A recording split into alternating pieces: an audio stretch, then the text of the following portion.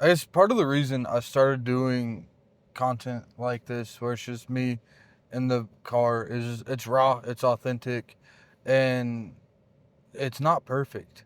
I mean, you might hear the sound of my AC running. It's not the best camera. It's not the most ideal lighting situation, but like at the end of the day, one thing that I've always like tried to explain to people is like they fear posting on social media the most because they're chasing perfectionism.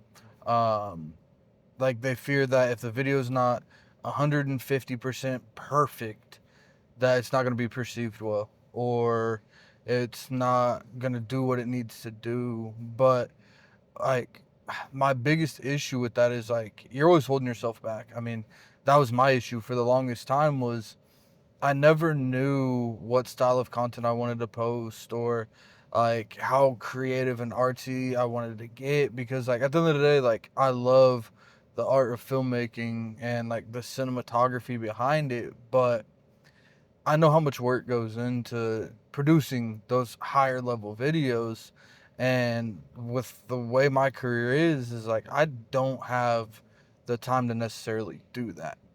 And so that's why, I just got off work and I wanted to sit down, create a piece of content, but this is what I do because after this, I just worked my 9 to 5, about to head to the house, edit some stuff from this weekend, possibly have another shoot tonight with a landscaper. So it's one of those things where it's like, cool, like I can take 5 minutes, 10 minutes out of my day to just sit down and create something meaningful at the end of the day. Like, and I'm saying all this beforehand about the perfection because at the end of the day, like, the most important thing about your content is that it's meaningful.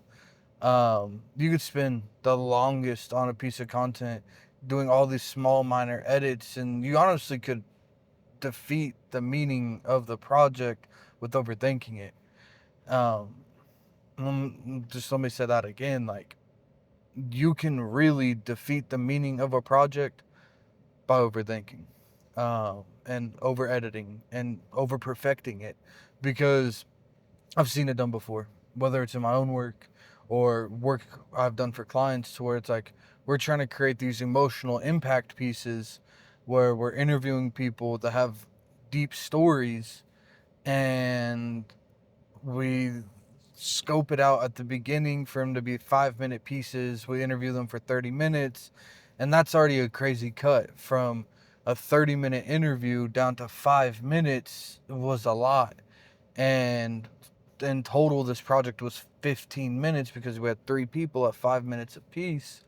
And they came back to us and were like, hey, we want this entire project to be under 5 minutes. And, you know, how, like, I respectfully, this is the only time I've ever, like, really stepped away from a project because it lost all meaning behind it. Because how are we supposed to take an hour and a half worth of meaningful footage of these people's stories and condense it down into 5 minutes and still have purpose and meaning behind it? Because it's like we're trying to tell the journey of these people, 3 people, 5 minutes. We didn't shoot it for that case. Like, I'm not saying it couldn't have been done in the first place, but if we would have scoped it out for that, we would have made it happen. But the way that it got scoped out, we expected 5 minute pieces. I was honestly edging them towards 7 to 10 minutes when we initially were pitching this to them. But with all that being said, like, just stop overthinking, create meaningful content, just start recording, dude. Just stop overthinking. This is something I wish somebody would have told me years ago. Honestly, like my boy Thaddeus, I always talk about him. He's honestly like a mentor of mine at this point. Um, he was just like, dude, like whether you go on walks or when you're driving, etc. Like, I mean, we always have these thoughts. Like, for me, it's like when I'm driving home after work or sometimes even to work, like a lot of the times it's silent and I'm just thinking about projects that I'm working on, moves I want to make, But more and more so, it's just become time to like reflect on conversations that I've had and how I want to talk and relay information to y'all, because I've noticed a lot of creators are lost. They are trying to figure out what to do in this world. I mean, I know I'm there even still today of like, I know I'm talented with the camera. I know strategy and stuff like that for other companies. But for myself, it's a hard thing because I don't want to niche down realistically. Like, I just made a video the other day how like I want to niche down for creators, and like it's cool, but I don't want to charge the creators because I know how hard it is for us to get money in the first place. So, you know, strap in, get ready for the journey. I'm excited to see where all of this stuff goes, honestly. Um, I have another model that I'm pushing, testing with a handful of other people. Um, the wedding company's doing great. We haven't ran really any ads this year, and this past week we've gotten like 10 new leads in, and I don't know from where, from why, but yeah, like again, I guess this kind of has gone all over the place, but create meaningful content, whether you're a restaurant owner, like talk about why you do this, where did this recipe come from.